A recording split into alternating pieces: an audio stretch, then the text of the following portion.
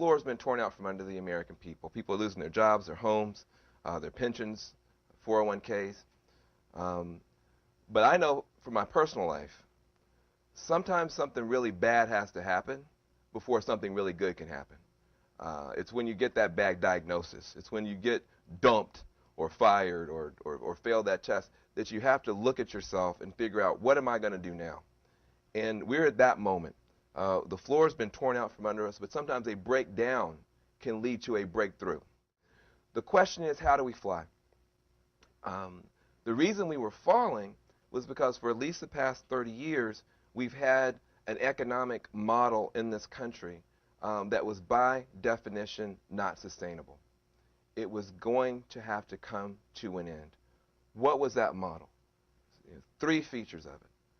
We would have consumption, not production, be the main feature of the United States. The U.S. is the most important economy in the world, not because we're the producers, but because we're the consumers, right? So we would be, we'd send all the production overseas, send the factories overseas. We'll just keep the malls, the strip malls, the Walmarts, and somehow this is going to last forever.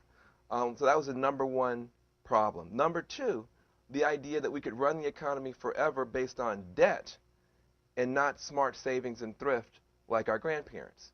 I don't care who you are. If your grandmama were to come back and see your credit card statement versus your savings account, you would be in timeout. You would be in trouble because this is a new thing that we just kind of build the economy up on credit cards. But, the idea that we could build the economy based on borrowing and not building, based on credit and not creativity, and frankly, overseas credit and not U.S. creativity, that was a fallacy.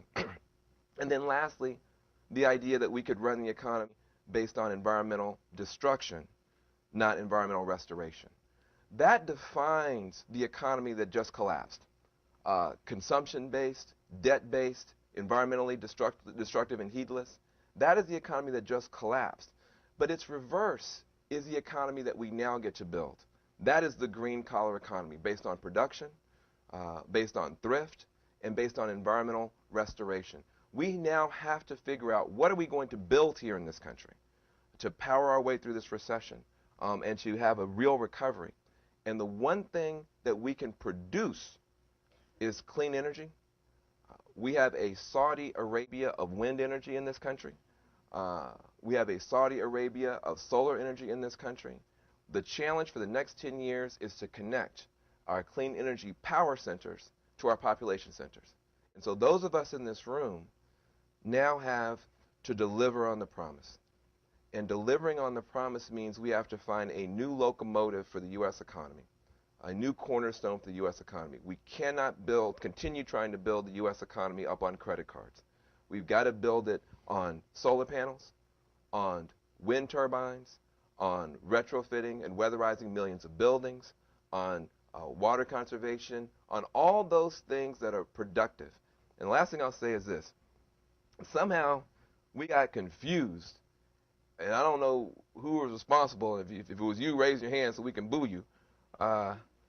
That we were going to have the environmental conversation over here and the economic conversation over there. And everything that is good for everything that's good for the environment, everything that's needed to beat global warming is a job. Everything that's good for the environment is a job. Solar panels don't manufacture themselves. Wind turbines don't manufacture themselves. Homes don't weatherize themselves. Every single thing that we need to beat global warming will also beat the recession. And the challenge is, how do we get government to be a smart and limited catalyst in getting the private sector to take on this challenge?